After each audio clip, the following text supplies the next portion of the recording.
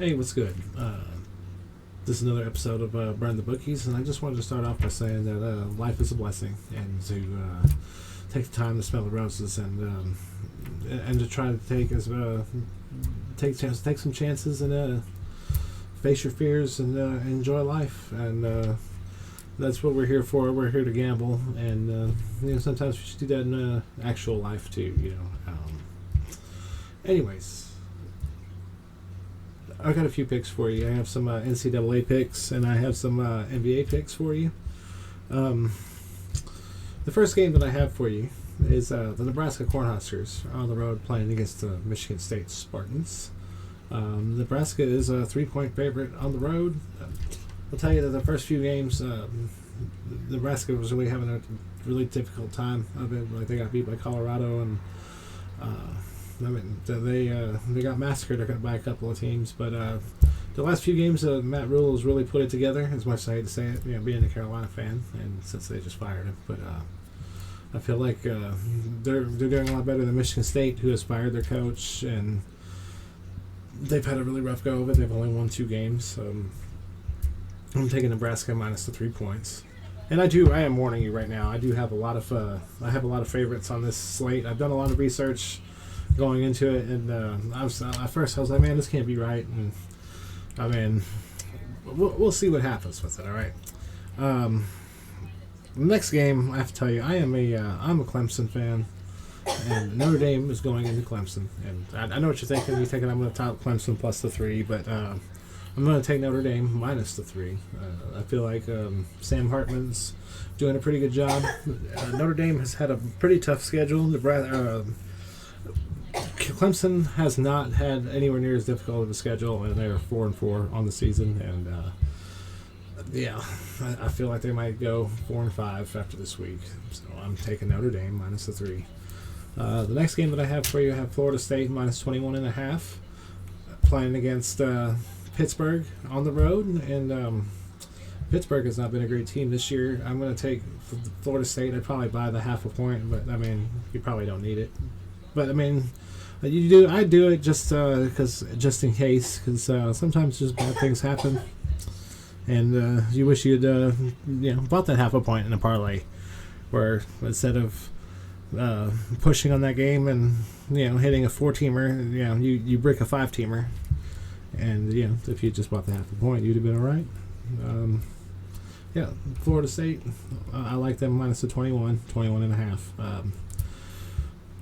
James Madison is on the road playing against Georgia State, and I've touted James Madison to all the homies every week, except for last week. They played against Old Dominion. They were a 20.5-point favorite, and I just thought that was way too many points. And so I told everybody to jump off the train. Some people called me a traitor to the cause and whatnot, but we're jumping back on the train this time around, taking James Madison minus the 5.5 against Georgia State. In the Battle of 25, we have undefeated Washington on the road against USC minus 3.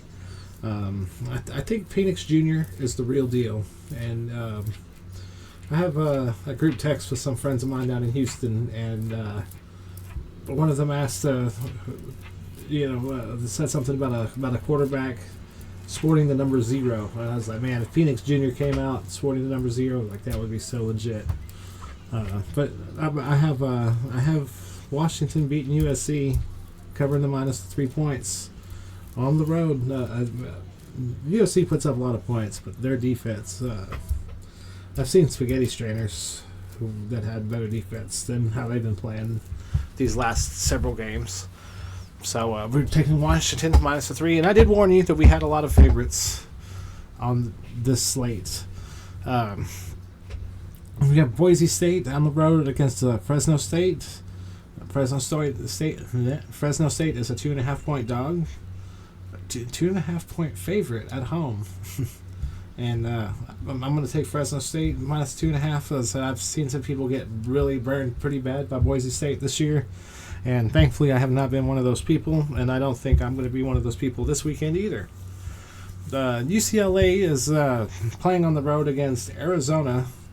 Arizona is a 2.5-point home dog, and that is my one they're my one underdog on the NCAA slate. Noah Fafita has played tremendously well in his few games out there. He almost beat Washington. I mean, they ended up losing by a touchdown. Against USC, they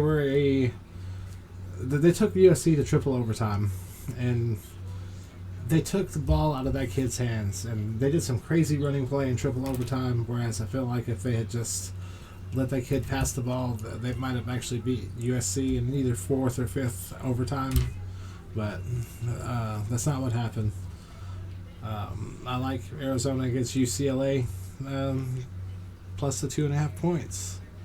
So Noah Fafita is really good. So if you don't know who he is, you will soon enough. I have a few NBA picks for you as well. Just three of them. I have the Hornets are on the road against the Indiana Pacers. Pacers are a 3.5 point favorite. I like Indiana.